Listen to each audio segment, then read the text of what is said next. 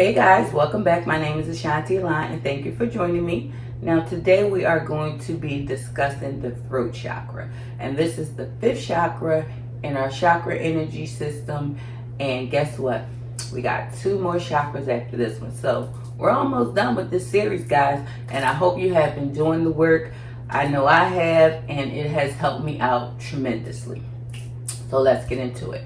Now the throat chakra governs our mouth, tongue, jaws, throat, thyroid, anything that has to do with this region, your mouth. Our throat chakra governs our communication. And when you use your throat chakra, you have a responsibility to express yourself authentically. Speak your authentic truth. And it doesn't matter, if someone agrees with you or not. If that is your authentic truth, then you have a responsibility to express it to the world, to whomever. Now, this requires you to speak your inner truth.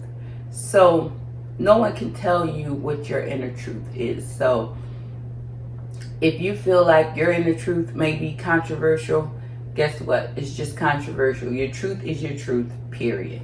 Now, the throat chakra's vibrational frequency is this pretty royal blue color. I love this color. And the element that the throat chakra is associated with is space, the ethers. Now, the reason why it's associated with space and the ethers is because when you meditate, guys, you are shutting down your mind and disconnecting from your body, and you are connecting with God, source, creator, spirit to spirit.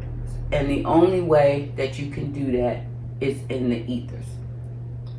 So when you meditate, that is really you connecting with the divine Holy Spirit. It's the same as with prayer. When you pray, you close your eyes, you block out everything else, and you just talk to God.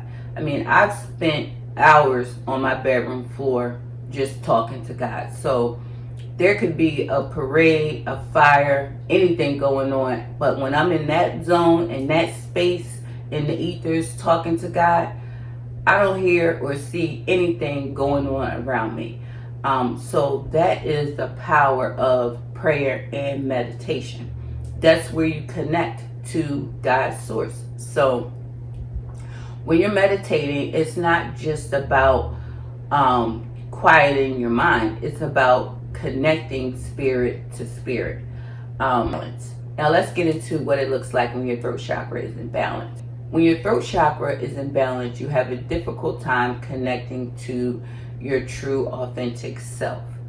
Now, what that means is when you can't connect to your true authentic self, and you don't know who you are at your core, that means there's a lack of self-knowledge. And the one thing you want to do is know yourself. We spend a lot of time trying to get to know other people, what they like, what they don't like. Meanwhile, we neglect ourselves. We don't know who we are, what we like, what we stand for. We just go along with the get along because that's what's popular right now. Now, I've never been that way. I've never had a problem with my throat chakra. I'm an air sign, so I like to talk. I can be chatty, but I also can be quiet. So I like to say I'm the most quietest, talkative person that you would meet. I don't have to always be speaking. I can, be quiet. And I also do a lot of nonverbal communication because what I feel like what's understood don't need to be explained. But in today's society, you have to explain everything. So using your throat chakra is a responsibility that we all have to communicate effectively. Now, have you ever had a conversation with someone and you knew immediately after the conversation was over that they were not listening and they did not hear you? I've been on both the receiving and the giving end of those kind of situations. You just know, you can feel that, you're communication was not effective, what you were trying to communicate was not received, and pretty much nothing was resolved. So that is non-effective communication, because communication also requires listening and understanding. Just like you have your truth, someone else has a different truth from yours. That doesn't make yours right or theirs wrong. What it means is you just have two separate ways of expressing yourself, and you might not agree on a topic. Is that a bad thing? No. We are individuals, and we are entitled to speak and feel the way we want to. We don't have to conform to the way someone else feels just because they feel that way. If that's not the way you feel, then you are entitled to feel the way you want to feel and also express the way you feel. Now, this happens a lot with parents and children.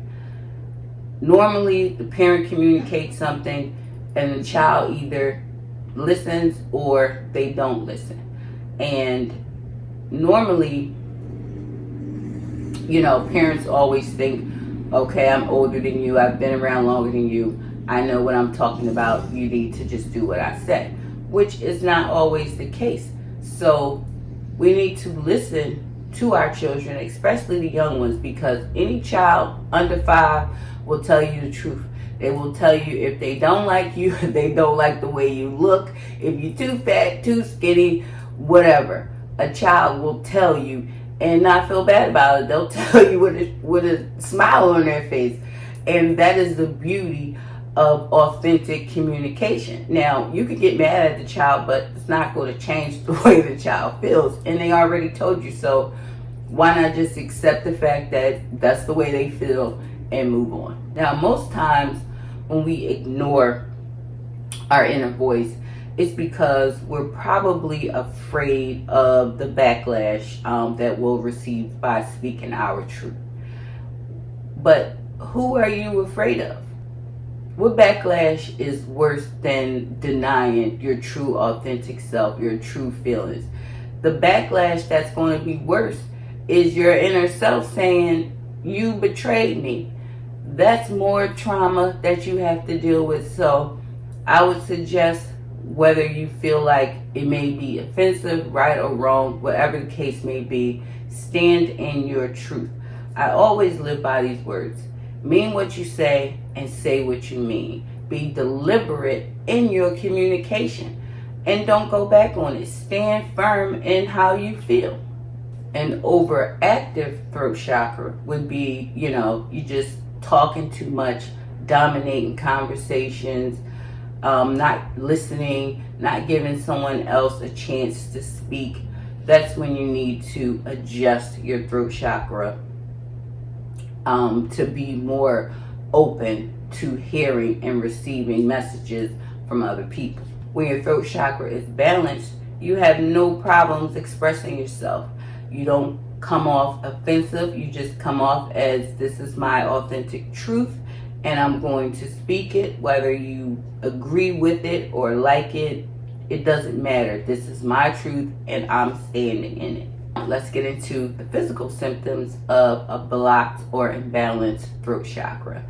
Now, that usually looks like a sore throat, thyroid problems. Now, I can tell you, when I was going through my transformation, I did shut down completely. My body was just shutting down. And I believe that it was because I stopped using my voice.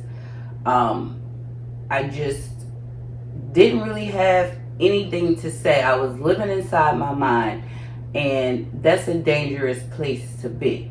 Instead of just speaking my authentic truth and standing in it, I was convinced that, what I was feeling and what I was saying wasn't true. And it was. So don't ever get to a point in your journey where you stop speaking your truth. it's not going to benefit you. Always stand firm in your truth and your beliefs. Now, the other symptoms are sinus infections, ear infections. It's pretty much connected to your ENT system, which is ear, nose, and throat. Now, let's get into how to balance your throat chakra. Burn some incense, candles, essential oils, frankincense, sage, which I have here. Get you some sage, get some Palo Santo, burn some jasmine oil, and of course, meditation. Also, practice some mindful breathing techniques, because that is an exercise for your throat chakra, and it also helps to relax the body. And also, there is a sound that is associated with throat chakra, and it's pronounced, it's spelled ham, but it's pronounced hum. And if you do it, you can feel the vibrations coming from the back of your neck to the front of your throat chakra.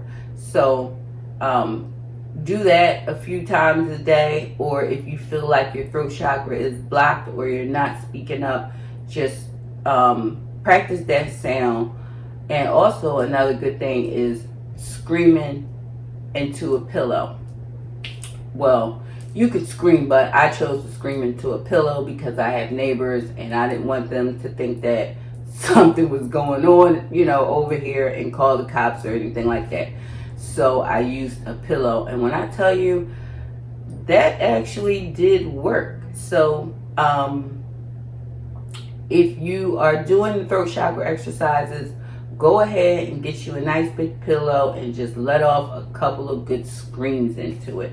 The crystals that are associated with the throat chakra is turquoise, lapis lazuli, which I have here, and I have another blue crystal, but I can't remember the name of it, but it's blue. And of course, I have my lovely blue candle. Drink plenty of water. And there's really no blue foods besides blueberries. So go ahead, fill up on some blueberries, drink some water. Practice saying some positive affirmations related to your throat chakra. One would be, I communicate comfortably with ease. I am comfortable speaking my mind. I am balanced in speaking and listening. Now, my affirmation is, I am a beautiful, powerful, infinite light being having a human experience. I love being a woman. I love my beautiful brown skin. I even love the gray hairs growing out of my scalp. I'm in love with me. I communicate effectively, and I'm comfortable communicating. I am skilled at speaking and also listening. That's the throat chakra, guys. I thank you so much for joining me. And next week, we will be back working on the third eye chakra. And I'm excited for this one. So if you have any questions or comments, if you have any questions about the throat chakra, leave it down in the comments. I'll do my best to answer them. And I will see you next time. I will be working on the third eye chakra. Bye, guys.